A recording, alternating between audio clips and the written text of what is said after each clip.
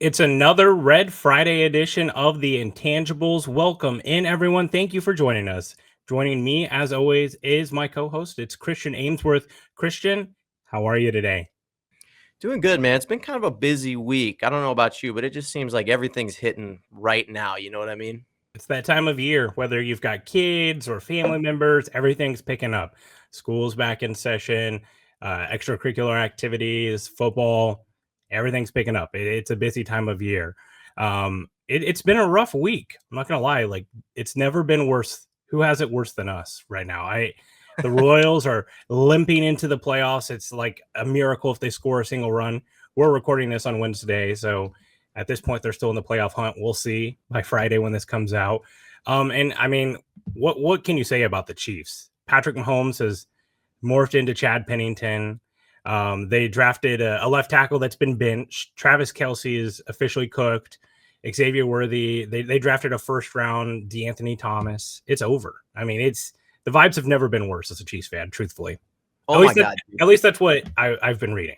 Yeah, I was gonna say, dude, if you've been on Twitter lately, it has just been like tweet after tweet of like bad news.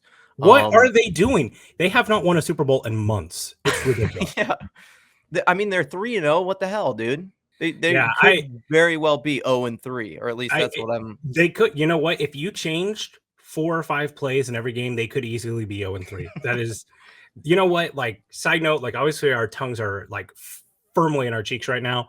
That analysis of you could change 3 or 4 plays and they could be 0-3 is bottom tier analysis. If I hear like an ESPN talking head or someone like that launch into that narrative about, oh, you know what, you changed 2 or 3 plays here and they could be 0-3. It's just such bottom tier analysis. It's like, yeah, you know what, like if we changed a lot of things, like things would change, but that's not how it happened, right? Dude, that's every game. Yeah. Every game is decided by 4 or 5 plays. And when it comes to the NFL, yes, you never apologize for a win. The Chiefs, they gutted out a win at Atlanta. They were able to lean on their defense. I thought that was a good thing. For the last couple of weeks, we've been talking like this is going to be a 2018 team where the offense has to go out and score 30 to win. And it was nice to be able to see that defense that carried them to a Super Bowl last year still looks strong. But nevertheless, we're just joking here. Part of the intangibles here is that we're going to look into the numbers, look into the things beyond just Twitter analysis and get some real focus. But before we do that, we want to talk to you about our friends over at Underdog Fantasy. It's a great time of year again. Football is back and it's here to stay until February. Over 1 million fans across 33 states got in the game last year by making picks on Underdog. Win up to 1,000 times your money just by choosing higher or lower on your favorite player's stats.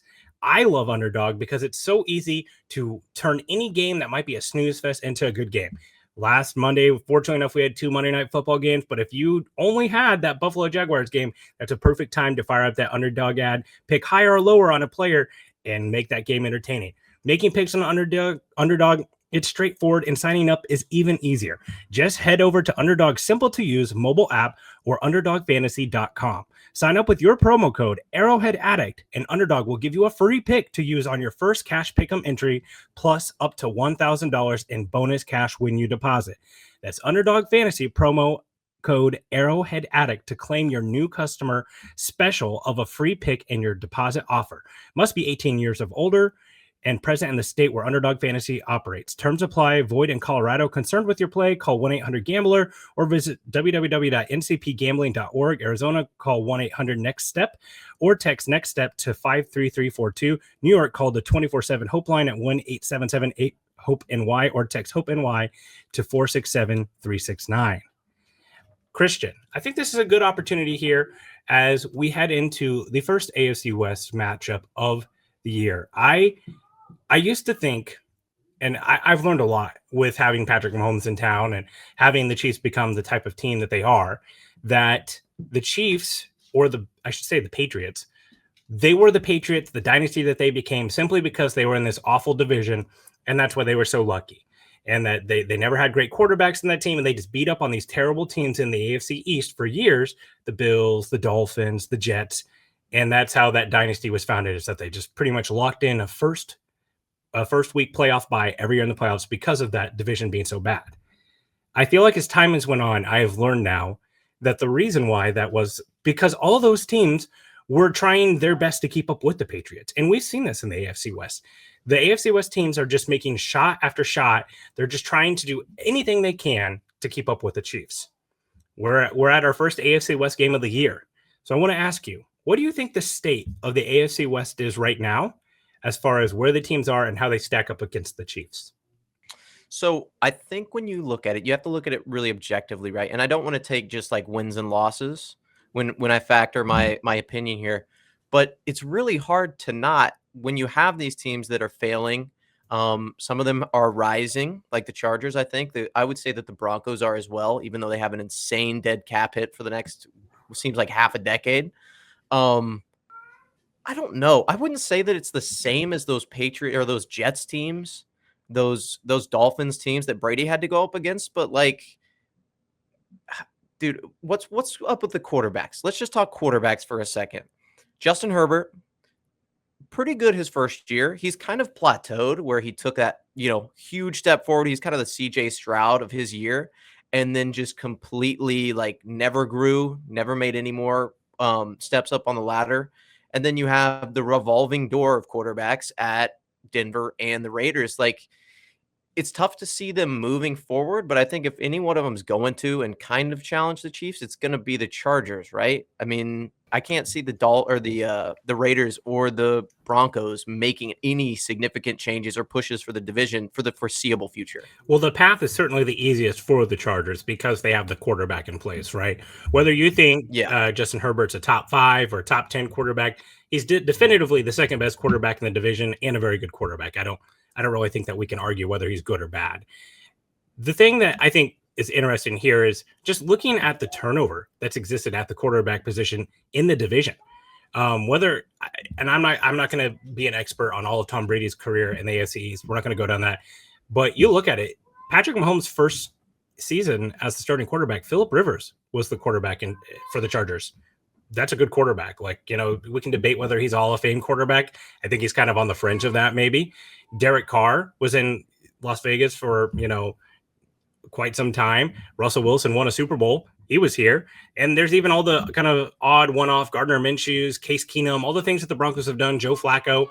Like, to me, I just think it speaks to a lot that Patrick Mahomes has already kind of clearly established the dominance in this division, and that these teams, they have to make big swings to try to keep up with the Chiefs. None of them have taken a patient approach in building through the draft and trying to draft and develop players with solid coaching staff. And I truly think that pressure, that instant pressure of to win now, that's part of what's created this like discourse where the Chiefs are just dominant in the division. And I also think it's just made it easier on the Chiefs. Seeing these teams make these big swings like Russell Wilson, knowing that you have the quarterback and the head coach in place, it just makes it easier for the Chiefs. Well, and to be fair to the Broncos, I mean, when you look at Russell Wilson coming over from Seattle, it wasn't like he was washed before he got here. Like, he was still a very productive quarterback. A lot of people had him as like a fringe MVP guy for a really long time. And then Denver seems like it has all the pieces in place. It's just missing that quarterback. Offensive line is, mediocre, maybe a little shaky. But wide receivers, you had like Cortland Sutton, Jerry Jeudy, like first round picks that were legit guys. And then even who was that tight end they had? Noah Fant, like weapons upon weapons. That's all that I heard for, 2 or 3 years. They're a quarterback away. They're a quarterback away. And I don't know if that's actually true. I don't know if they were just a, mediocre or, above average quarterback away from winning it all. But like, I think they took the right approach, right? I mean, they drafted their players, brought over some free agents, like the Broncos. Yeah, the Broncos. Yeah. Well, I mean, when was the last time that they like had their first round? This is the first year that they've had their first round pick in how long? Because of everything they did. Like, is Sean Payton really that much better of a coach than what they could have gotten off the street instead of trading a first round pick for him? The Russell Wilson trade. And let's also keep in mind, the reason why the Chiefs are the Chiefs is not just because of Patrick Mahomes. It's because of Andy Reid and the coaching staff. Steve Spagnuolo is a top 2 defensive coordinator in the league, top 1. He's one of the best in the league. That coaching staff that they've been able to keep in place is part of what makes them so dominant. So you bring in Russell Wilson, who's a Super Bowl winning quarterback, and you talked about the weapons and some of the free agent moves that they made, like signing Randy Gregory. That was a terrible move. Randy Gregory never played a full season, and then they signed him to this big money deal. Surprise, he's gone. And then you bring in Russell Wilson because you were trying to flirt with Aaron Rodgers. So you bring in Nate Hackett, who was clearly not the guy. So the inability for them to get both right is part of what was their downfall. And for the Raiders, it's been the head coaching thing, right? Obviously, John Gruden had his falling out. I think Gruden was a good coach, not a great coach, though. And they moved on from Derek Carr. They've been incapable of drafting for years. That's been their huge downfall. You can just start looking down their first round picks the last couple of years and why they have been awful for quite some time. And then with the Chargers, they've had the quarterback in place. They've had two great quarterbacks since Patrick Mahomes has been in the division. And yet they've struggled because they clearly don't get the head coach position correctly. And then this leads us to what we're going to be talking about here in a minute. Their inability to manage their players with injuries, right? Like injuries have just constantly been a narrative around them. So organizationally, I think like the Chiefs just have this huge advantage. Now, let me ask you, let's fast forward 2 years from now. So it's 2026. Who is the biggest challenger to the Chiefs, and do the Chiefs still run the division? 2 years, I'd probably say the Chargers. And that's just because they have the new head coach who I think is actually doing a pretty good job. Like one of my Chiefs take purges was that they were not going to be that good. Like they're not fantastic, but First off, I have no idea what you're talking about, Chiefs. Okay. No recollection of that event. Okay, well, hypothetically, if we were talking in confidence, yeah, dude, but like they're a pretty well-run team. They still have their injuries, and apparently Derwin James cannot, get it together for an entire season. But like injuries are becoming a problem. That's kind of been their MO. But I think they have the organizational pieces in place. I don't know about owner, but I think GM, head coach, quarterback. I think they have a pretty good. I think maybe if they keep it stable for the foreseeable future, next 2 or 3 years, I think that they will still probably be the biggest threat. I think that they actually have the hardest path to being a contender besides the Chiefs. What? And that's why? That's ridiculous. Well, let's list off some of their best players, right? Derwin James, either 30 or getting darn close. Joey Bosa, already over the hill with age. Khalil Mack, last year of club control for him, and he's well beyond his age as far as how old he is. Rashawn Slater, I can't remember if he's been paid yet, but will need to be paid and already has an all-pro under his belt. And oh, by the way, is hurt. Joe Alt, great young player, already hurt. Now he's a rookie in his first season. Zion Johnson is a first-round guard that's a above average player. That's really the core of this team, minus Justin Herbert. Who are the stars on this team beyond those guys, right? There's not really any. They're built predominantly out of free agency from there, and then just some guys in the draft. So a lot of their stars are getting close to that age cliff. They're already paying Justin Herbert as much or more than Patrick Mahomes. Now they have the head coach in place, we think, but they've got Greg Roman as the offensive coordinator. They're 31st in the league in passing, and Justin Herbert's your quarterback. Now, I will say that's partially because they haven't invested in wide receiver position, and maybe they attack that here in the coming years. But they're going there's a lot of work to be done for this to be a championship level roster, especially when you look at the defense. Yeah, well, I mean, but that's not exactly Harbaugh's MO, is to throw the ball down the field. And every Justin Herbert fantasy owner knows that he's not getting any reps. And what I'll argue is we like him because he's won a championship with Michigan and helped with Stanford and was fun in San Francisco. But is that the way to win in the modern NFL? Like, are we sure that this is like I guess what I'm saying is when it comes, go ahead. Oh, okay. Well, I would just say that, it hasn't been done in a while, a run first offense win in the Super Bowl. But I would also say that the people that are the players or the teams that are doing that are few and far between nowadays. You have the Ravens, who are consistently in the playoffs.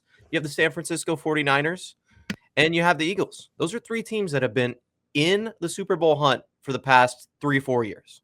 Okay, those are run first offenses. And it's not their fault that they run into the juggernaut that is the Chiefs. Well, and I'd also say that right now I'd put all those teams ahead of the Chargers as far as where they are passing offense, right? Like the Eagles, yeah, they were a run first team, but also they had Devontae Smith, Dallas Goedert, AJ Brown. Yeah. But I guess the only thing I'll say is I think that there's a chance that and this is the biggest if the Raiders were to get a quarterback, I think they might actually be in a better position as far as roster construction goes, because I think a lot of their blue chip, first off, they've got Devontae Adams as a blue chip that I think that they will auction off to the highest bidder this year because I don't see them going anywhere. Recoup some draft picks. Now, if they could actually draft well, that would help. But Brock Bowers, Michael Mayer, I think that they've got some good young players. Obviously, you've got Max Crosby, you've got Christian Wilkins under control. I think they've got some good young players on that team. And also, like, if the Broncos do hit it with Bo Nix, I don't think that they will. I think that both those teams could actually leapfrog the Chargers simply because I think that they have a cheap quarterback, which only goes so far if they're not good. Justin Herbert's obviously better than them, but I do think that there's a chance that the Chargers just have their work cut out for them because they're doing something that not many teams have done before. They're rebuilding an entire roster with an expensive quarterback, and that limits them in free agency and limits them. It also kind of limits their draft floor, right? Like your Justin Herbert and Jim Harbaugh are your quarterback head coach combo. Do you think you're going to be picking in the top 10 very often? Probably not, even with the roster bottoming out. Yeah, okay, but if we look at their first round draft picks, they've done a fairly good job over the past couple of seasons. What do we got? We got Zion Johnson, who is an average to maybe slightly above average guard. Quentin Johnson, who is redeeming himself here lately, but hasn't always. I'm trying to remember who else they've taken recently. Going back a little bit further, I mean, Joey Bosa, he was a pretty early round draft pick. Kenneth Murray was a miss. Yeah, okay, yeah. But I'm saying Rashawn Slater, void of talent. Rashawn Slater, yeah. Joe Alt. Yes, so it'll be interesting to see, but also that's a different GM. That GM's now in Las Vegas, right? So it'll be interesting to see. The AFC West, it's fascinating. The divisions are fascinating because this is where Super Bowls are won or lost. Whether like it or not, winning your division is the easiest path into the playoffs, and it's the easiest path into getting a playoff bye. The Chiefs have been absolutely dominant in the AFC West. They typically have gone 6-0 or 5-1. So dominating this division gets you a huge head start on a great season. So for the Chiefs to continue to be the team that we want them to be, they've got to continue to dominate the AFC West. So I just think it's an interesting conversation to talk every once in a while about where the Chiefs stack up. The only thing that I see really knocking the Chiefs off is somehow Patrick Mahomes turns into a pumpkin, which according to Twitter, he already has. But in case he turns into a pumpkin, it just isn't the same guy.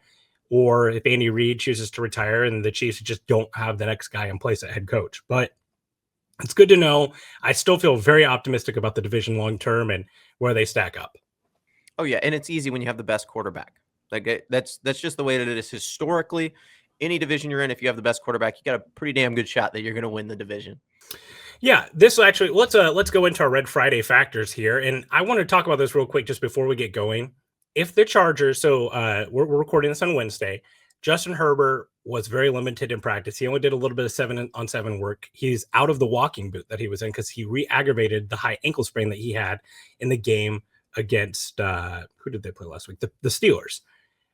If the Chargers send Justin Herbert out in this game without Joe Alt, without Rashawn Slater, their two starting tackles, high ankle sprain without both starting tackles, it is completely malpractice, and I lose a ton of confidence in Jim Harbaugh as the coach. Oh, for sure. Yeah. Are you kidding? Malpractice, especially whenever you consider after this game, the Chargers go on bye. So they could give him a full 2 weeks to rest up, and you're 500 at that point. They'll be 2-2. Like, why would you do this to Justin Herbert? He is your huge asset, the most important player in your franchise. Why would they risk it?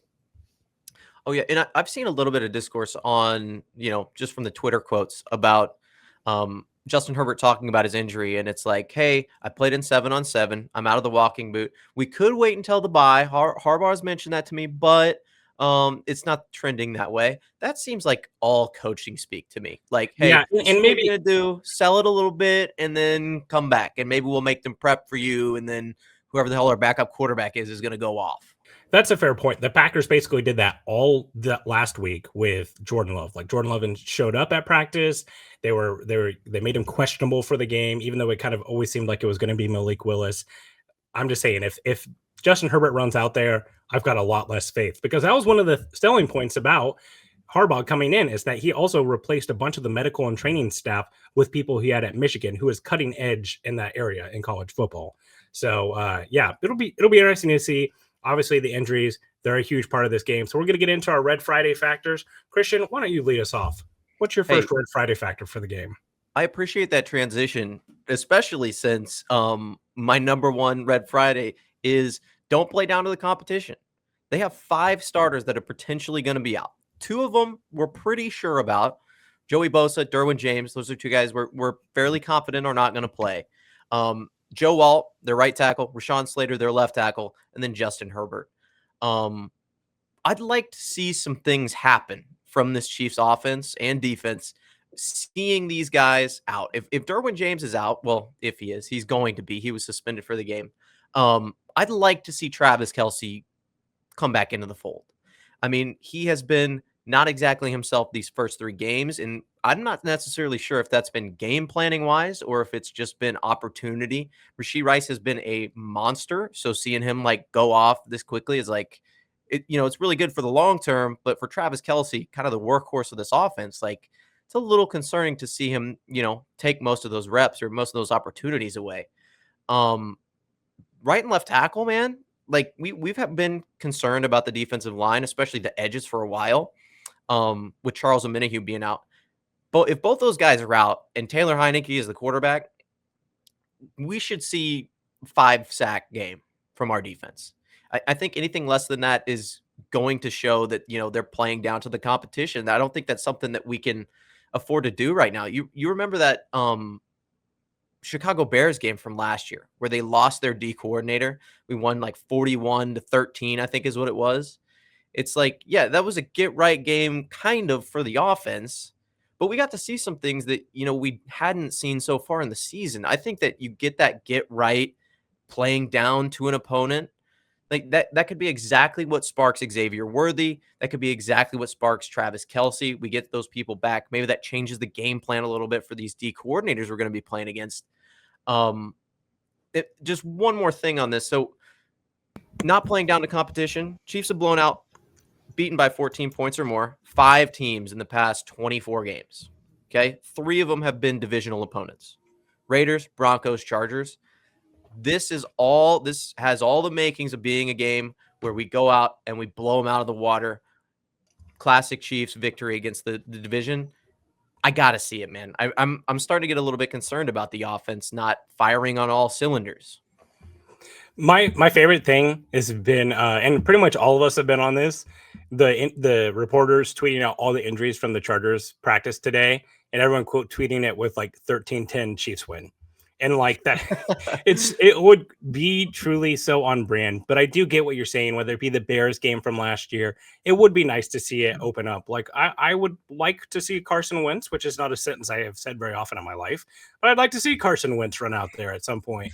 And Patrick Mahomes be able to take off his helmet for the day a little bit early. It would be a good sign. And I also think that some of the things that the Chargers struggle with should be things that could potentially help the Chiefs. One thing that I thought was interesting in the last 2 or 3 years, the Chiefs have faced the most or the second most light boxes in the NFL. Basically, defenses do not put defenders at the line of scrimmage or near the line of scrimmage against the Chiefs because they feared them so much downfield, even without Tyreek Hill. This year, they are seeing the 17th most light boxes. So there's a lot more defenders in the box against the Chiefs. And to their credit, they're one of the most effective run offenses in the NFL right now, which means Trey Smith, Creed Humphrey, Joe Thuney, they're eating. They're doing fantastic. Lots of great run blocking. It also means that those opportunities down the field, they should be easier. I think part of the reason that they're doing that is to make things harder on Rashee Rice and Travis Kelce, who tend to live in that part of the field. But it's been interesting. Like we were saying, keeping the defense down, keeping the offense down.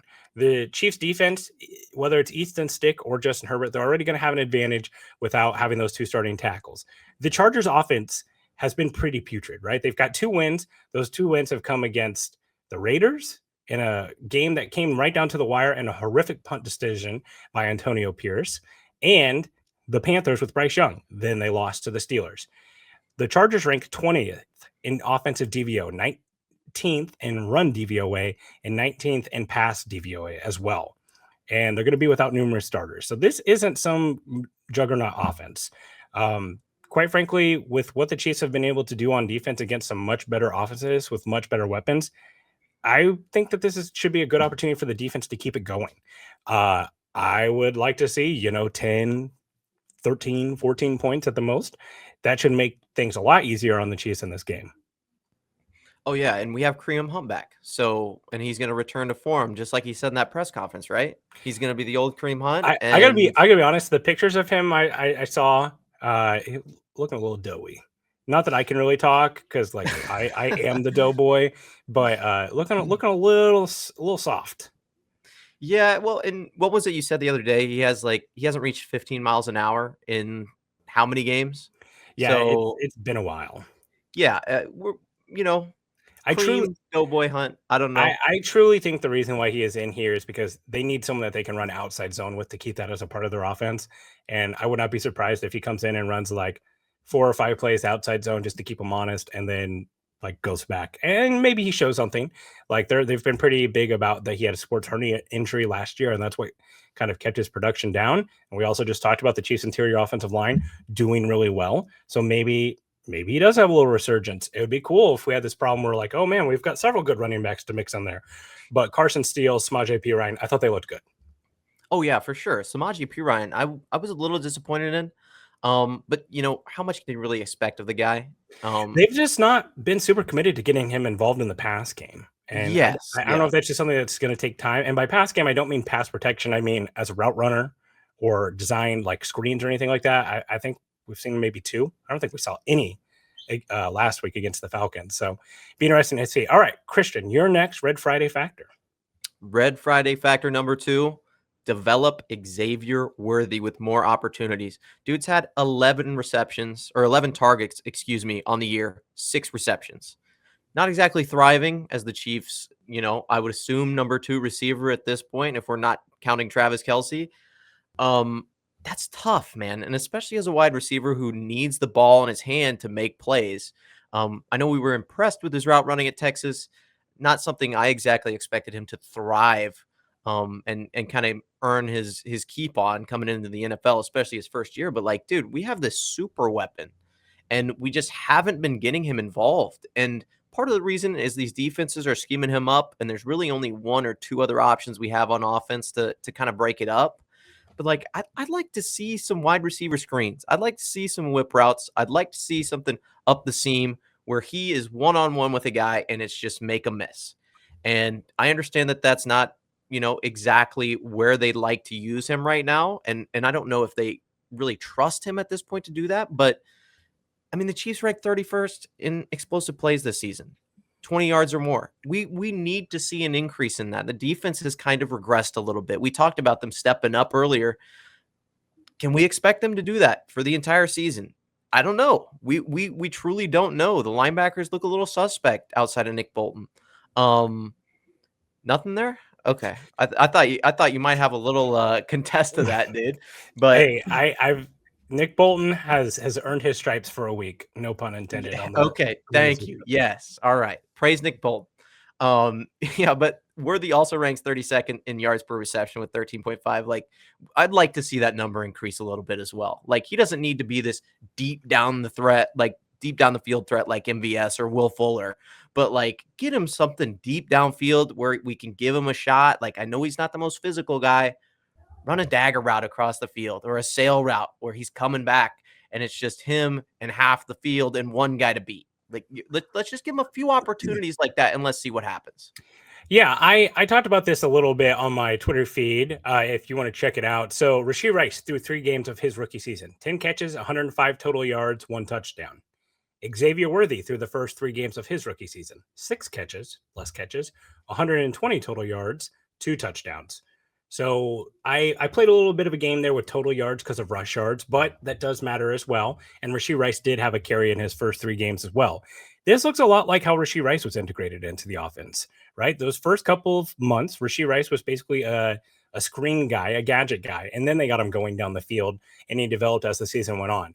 Right now, your expectation for Xavier Worthy is just higher, one, because of the draft pick, and two, the expectations we've placed upon him and the coaching staff has. I think right now he's living up to expectations. I don't know about that. I don't know if I can let you get away with that.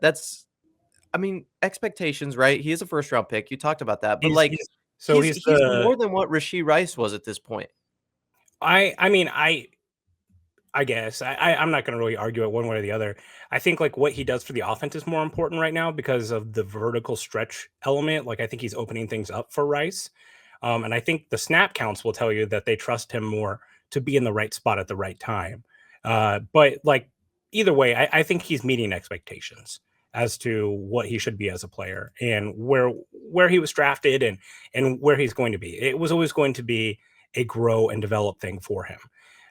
Especially whenever you factor in the fact that, like, hey, he has some limitations as a player. The Chiefs were a great destination for him to go to develop those things. Xavier Worthy has averaged the third fastest route speed of any player in the NFL at 15.32 miles per hour. So that's game speed when he's running routes. He's the third fastest player in the NFL.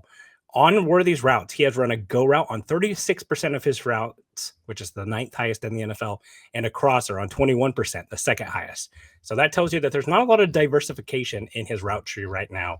They're not asking him to do a lot because keep in mind, you've got those two routes right there. And then there's all those like yak, screen, bubbles, those type of things. So there's definitely some room for growth in his game, but it's still early. I think after the bye week will be a nice kind of check in and see where he's going as far as a route runner. Oh yeah, and by no means am I saying that, he is not a good enough player to be able to do that type of stuff yet. But again, I think that when you spend a first round draft pick, you'd like to see some results early. Rashee Rice, I don't think anybody expected to go where he went. I'm not saying that he was like a third or a fourth round wide receiver, but when he came in and had his own, position in the offense, there were expectations, but I don't think they were as lofty as Xavier Worthy's were. No, and keep in mind there's a lot of people who really didn't like the Rashee Rice pick whenever it was made, and also we've got a lot of players that we can stack up right next to Xavier Worthy. The Chiefs trade up for Xavier Worthy. The Bills trade down Keon Coleman. Right after Xavier Worthy, Ricky Pearsall. Right after Ricky Pearsall, Xavier Legette. There's a lot of guys. Lad McConkey, not too far after. So it'll be interesting to see where he compares to those players as the season goes on. Situations are different, offenses are different, the roles are different. But if there's some situation where like Ricky Pearsall and Xavier Legette and McConkey are all tearing it up, and we've got a year of evidence that says that Worthy is not that quality of a player, that's where you start getting that Sky Moore and George Pickens thing, or McCole Hardman and DK Metcalf, those things that kind of hang around those players' neck. But it's very early. I just want to emphasize that again. It's still early for Felix Anudike-Uzomah, who had a nice sack last week, right? Like he was untouched, but hey, he had the speed to get there, and he hit hard enough that the ball came out. Baby steps. We got to recognize the baby steps, but it's still early for him as a player. Like draft picks, we don't have to decide if they're a bust or not in week 3. Go ahead. No, I agree with you. There was a little bit of hesitancy there. I don't know if you saw the dissatisfaction on my face when you talked about FAU, but like I expect a little bit more out of him, right? I mean, usually I did the research and like it was in one of my articles on Arrowhead Addict, so self plug here. If you would like to go look at it, I think I did a really good job on it. Humble. It takes about 3 to 4 years for an outside pass rusher coming into an offense first round, especially late first round pick, to really turn into what they were expected to turn into. Like not everybody's Joey Bosa or Nick Bosa, where you come out and you're just a monster. Okay. It does take time, but as a Chiefs fan, I'd like to see a little more. Yeah, and I think like there's a wide range of what a draft pick can be, all the way from blue chip superstar that you want to give a a huge contract to absolute total bust, right? I think that the train has left the station for like superstar level FAU, right? Like Yes, maybe somehow we're talking about a 15 sack season for him next year or something, but giving up a year of that player to develop him is probably where that has left the station. But he's he was the 31st overall pick in that draft, probably edge rusher 6 or 7 taken in the class. That's how those type of players normally go. So if you have reasonable expectations for these players, you shouldn't be surprised. yes, yeah, But yeah. that's part of it, is managing expectations. All right, next Red Friday factor for me. We're getting bogged down here a little bit. I'll stop topping. I'm yapping too much. Okay, fire up the middle of the field with the Travis Kelce discourse that's been here all week. Mahomes ranks 28th in EPA in passing yards in the intermediate of the field, which is 5 or 15 yards down the field in the middle. Only Skylar Thompson, Trevor Lawrence, Jordan Love, and Bryce Young have been worse this year. Jordan Love's only played one game. Skylar Thompson has been absolutely brutal in backing up Tua. Trevor Lawrence has been brutal. Bryce Young has been benched. This is a spot that Patrick Mahomes has feasted for a long time. And for some reason, that part of their game has just completely disappeared. Meanwhile, the Chargers are a decent defense right now as far as ranking goes. But according to FTN's defensive metric, they have faced the second easiest defensive schedule in the NFL. The best quarterback and best offense that they've played is Justin Field and the Steelers, who are a good football team, but they're not world beaters. This is a really good chance for the Chiefs offense to get going over the middle of the field. So whether that be Travis Kelce, Rashee Rice, Xavier Worthy, we saw some flashes from Juju Smith-Schuster. That's a part of the game that I would really like to see develop to feel better about this offense, because we know that they have the vertical stretch now. They should have the horizontal stretch with the same guys, but they need to start getting into that middle of the field. Yeah, and so do you put some of the blame on Patrick Mahomes here? Because Yeah, I think it is okay when Patrick Mahomes comes out and says, "I've got to play better." Andy Reid's come out at the podium this week and said, "Hey, week 2 against the Bengals, there was a ton of pass rush. He was having to get the ball out so quickly." To me, Patrick Mahomes is like a Lamborghini or a really fine sports car. When it is working perfectly, it is unlike anything in the world.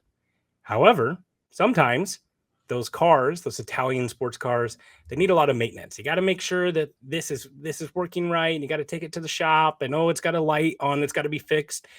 But when it's working right, it's fine. It's the best in the world. We've seen this happen 2 or 3 times in Kansas City, where Patrick Mahomes, his mechanics or something about his game just gets out of whack for a little bit. And the most obvious one to me was in that lull that they had in 2021. There was that Cowboys game. There was a game against the Giants that was really ugly, and the Chiefs offense just looked really gross. And Mahomes was drifting way too far back in the pocket. That was probably like one of the lowest times the Chiefs had been. Like I think they were like 4-6 at one. They were like 2-4. I don't remember, but it was like the definite low point for the Chiefs team as far as where they were, and he corrected it. I have confidence in him correcting this. To me, because he can throw from so many platforms and so many arm angles, sometimes I think he forgets how to do the simple basic stuff. And I expect him to get it correct. And if you go look at my Twitter feed, I've posted the yards of separation for each receiver. The Chiefs, almost every single receiver on the field for the Chiefs last week was averaging over 4 yards of separation compared to the Falcons, who had like less than 2. That's well above league average for the Chiefs.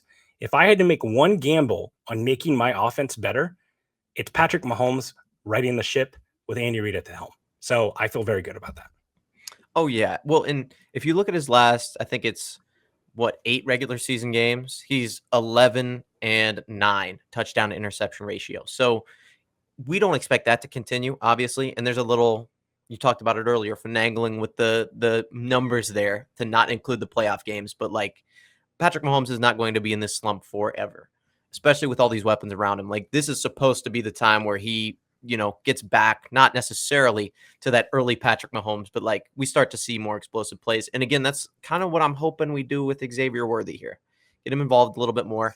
Rashee Rice, again, he's going to be incredible. My last Red Friday topic here is to establish the run. And I know that is not exactly the Chiefs' way. It is this year, though, somehow. Isaiah Pacheco goes out. We start to lose some of that outside zone, that aggressive toughness from the running back position. Putting Carson Steele, he's averaging 4.2 yards a carry. That's pretty good. Samaje Perine, I'd like to see him being more involved in the passing game. We talked about that earlier as well.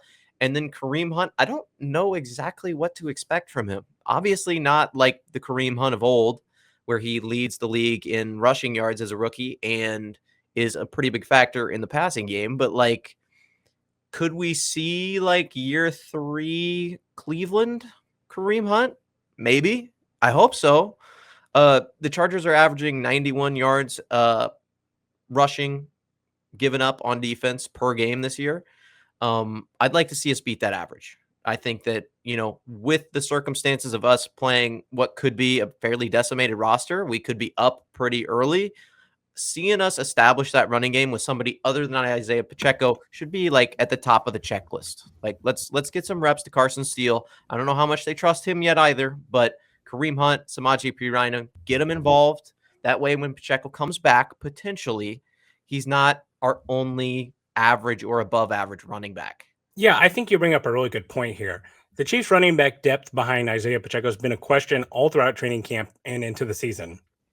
Sometimes when players go down, it's an opportunity for other players to develop and gives you a good problem to have on your hands. So maybe Isaiah Pacheco is a better version of himself when he comes back. He doesn't have to have the full load of snaps that he was having before, so he's fresh and ready to go. And also that can prevent further injury for him. For me, other side of the ball with running the ball, it's going to be shutting down the run game of the Chargers. We talked about it. Greg Roman, that's what they do. They want to run the ball. They want to be dominant in that sort of the area. J.K. Dobbins has had just a wonderful resurgence to his career. Looks like the old version of himself. He's third in the NFL in rush yards. However, if you go and look at any defensive metric for the Chiefs rush game, it's not going to look good, the run defense. However, a lot of that is centered around 153 yards of rushing for Lamar Jackson, which those still count, but there's only one Lamar Jackson, although Jaden Daniels might be. We'll see. Oh my God, dude. That was pretty exciting to watch. That was really fun. But the Chiefs against opposing running backs. So this is every running back: Chase Brown, Zach Moss, Derrick Henry, Justice Hill, and then Bijan Robinson and Tyler Algier. All pretty formidable running back duos. They are allowing 53 carries, 177 yards, and 3.3 yards per carry. That is very good. The Chiefs have shut down opposing running backs. So if this game is going to come down to Easton Stick and J.K. Dobbins, I really like the Chiefs' chances. If it's Justin Herbert, maybe he can make some magic happen. Also, like Hayden Hurst is their tight end, another area the Chiefs have just struggled. So the Chargers, a lot is going to have to go right for them in this game. Biggest thing the Chiefs can do to like prevent that is just not do weird stuff like turn the ball over and have like crazy penalties. But you know what? It's a Chiefs game. So 13-10 Chiefs, here we come. Okay, so those are Red Friday factors. Let's real quick. We want to tell you about Mint Mobile. With big wireless providers, what you see isn't always what you get. The price magically skyrockets somewhere in between the store and your first bill. With Mint Mobile, you don't have to worry about that. When Mint Mobile says $15 a month, they mean it.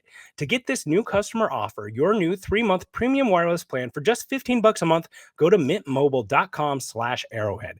That's mintmobile.com/arrowhead to cut your wireless bill to $15 a month at mintmobile.com/arrowhead. $45 payment upfront required, equivalent to $15 per month. New customers on first 3-month plan only. Speed slower above 40 gigabytes on unlimited plan. Additional taxes, fee, and restrictions apply. See Mint Mobile for details. Christian, there's a hell of a college football game on the slate coming this weekend.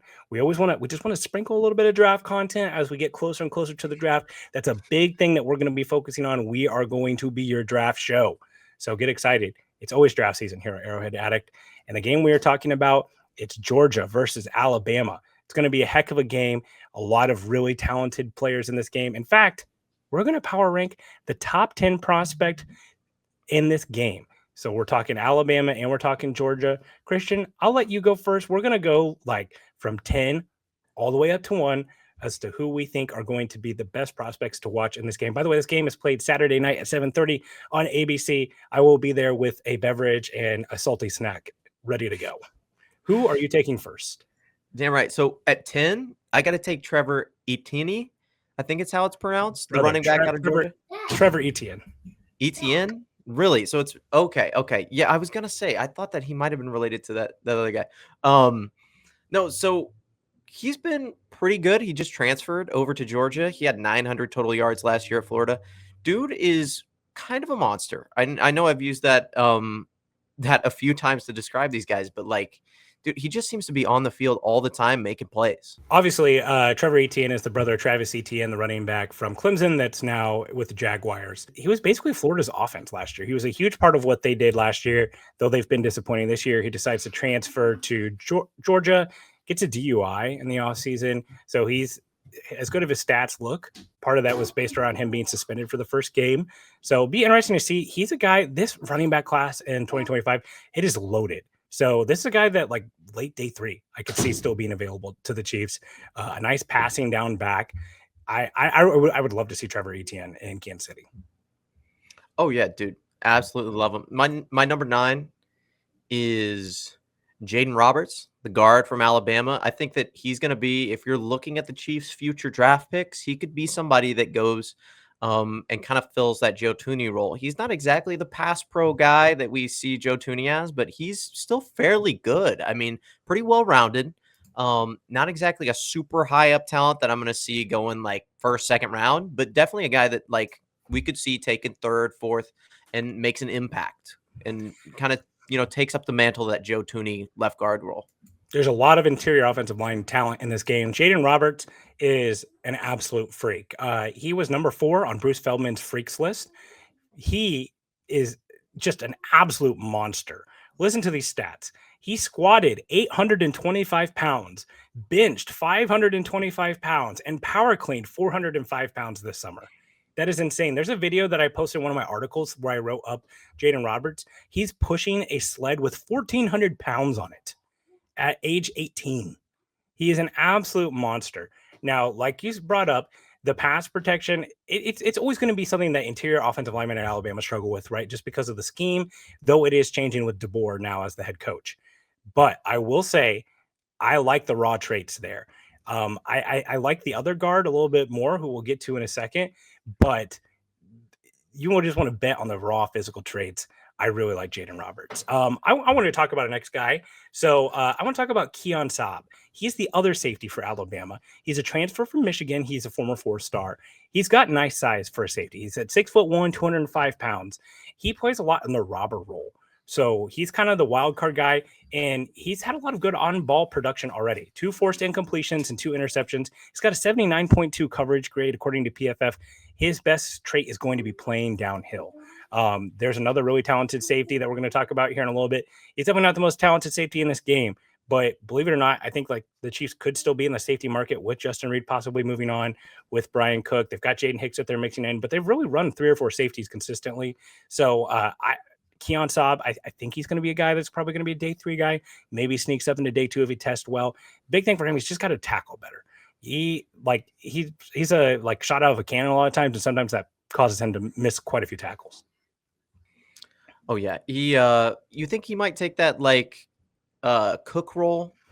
To me, he is not someone that you want to like. Cook has played in the box at times, but to me, he is not a guy that you want as your deep center field guy. Like I think you want him more in the box. But I will say that like I think he could fill like a Mike Edwards type of role in the defense, right? Where he does a little bit of everything. I think like right now the Chiefs have more of a direct 1-to-1 replacement with Jaden Hicks and Justin Reed in the coming years. So I still think that there is room for someone like Saab in the safety room. Okay, cool. Yeah, this seems to be like a really DB heavy group that we have in the back or on the Chiefs this year. So seeing somebody else fit in might be kind of interesting to see like that camp battle.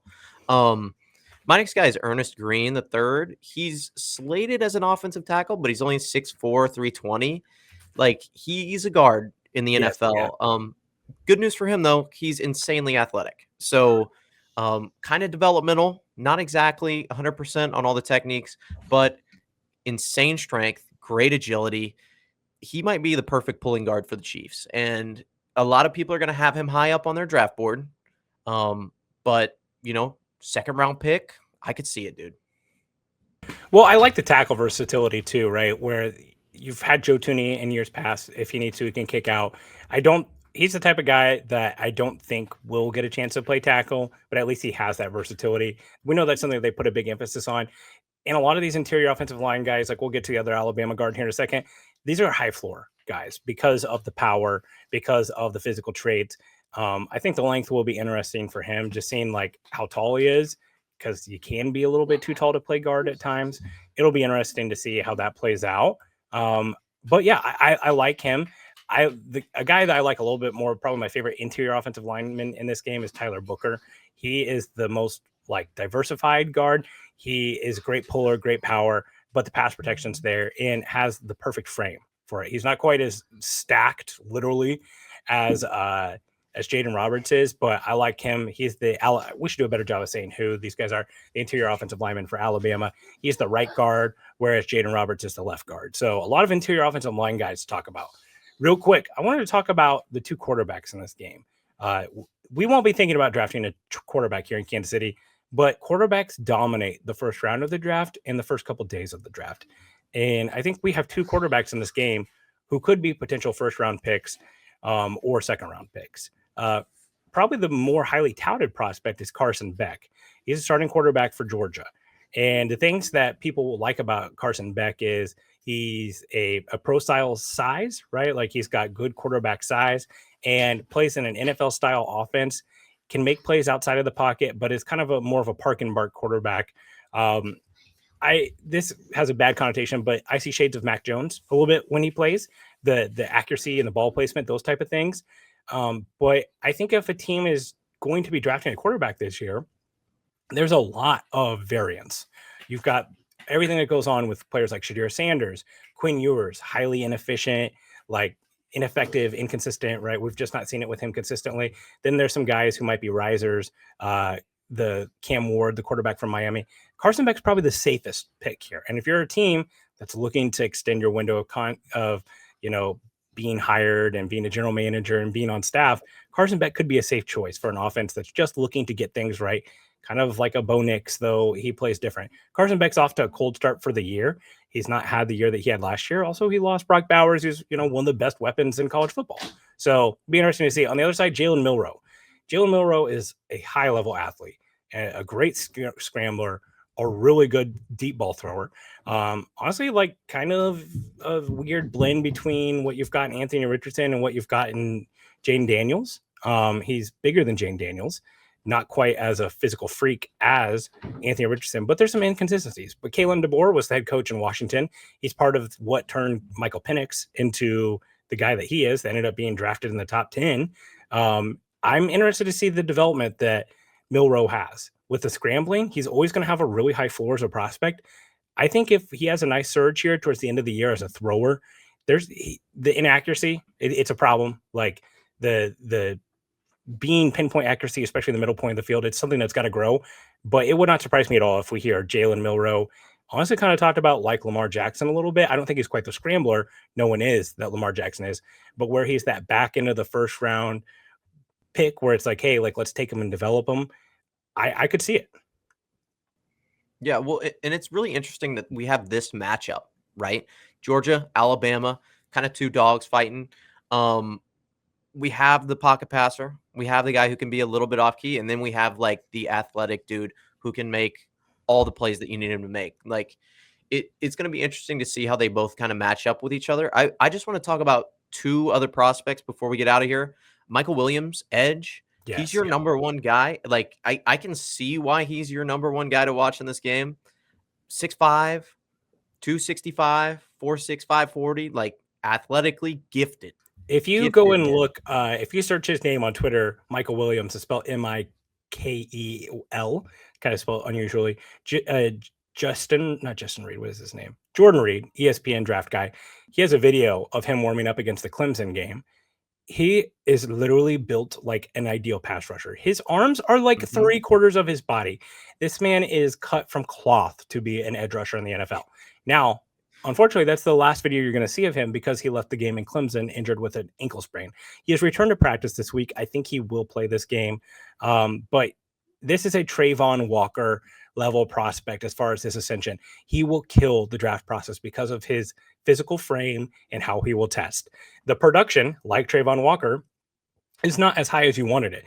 Honestly, this is quite a bit of projection for him right now, what he's shown. But we saw that sort of process and the projection and the athletic traits skyrocket Trayvon Walker to be a first overall pick.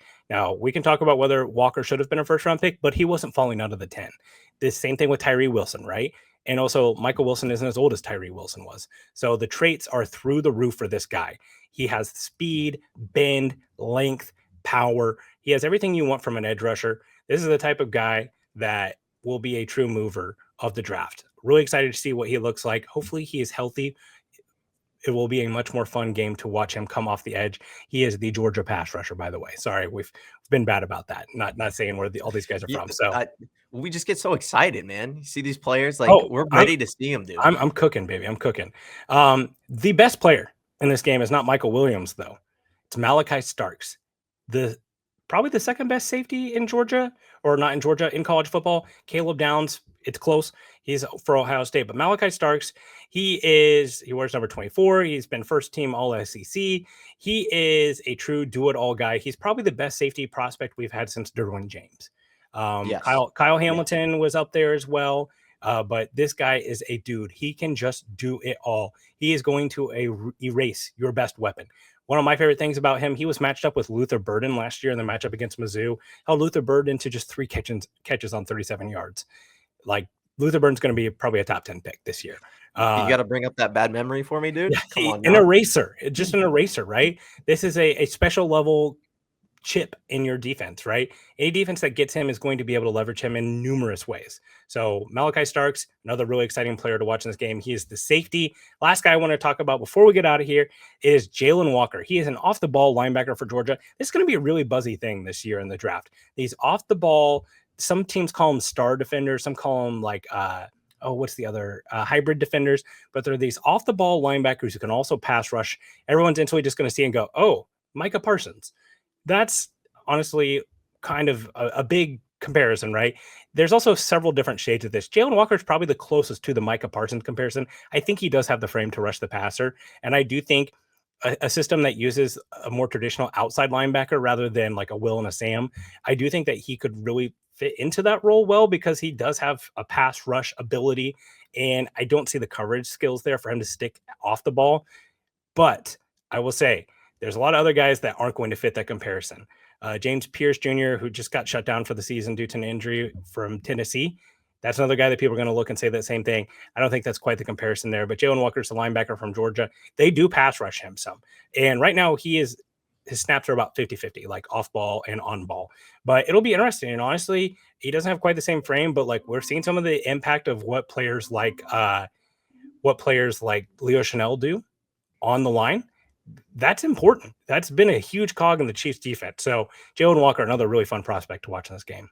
I'm so glad you brought up Leo Chanel because that was the first thing that I thought of whenever I saw him. I'm like, oh yeah, big, athletic. Like when he tests and we get the RAS, it's going to be really high. This is Leo Chanel with like a better pedigree and I think a few more pass rush moves.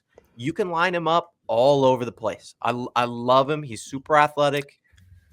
What? Go ahead. Yeah, I don't know that he's that thick, right? Like, let me see if I can pull up the metrics here real quick. But at 6'3", 250 is what Leo Chanel is.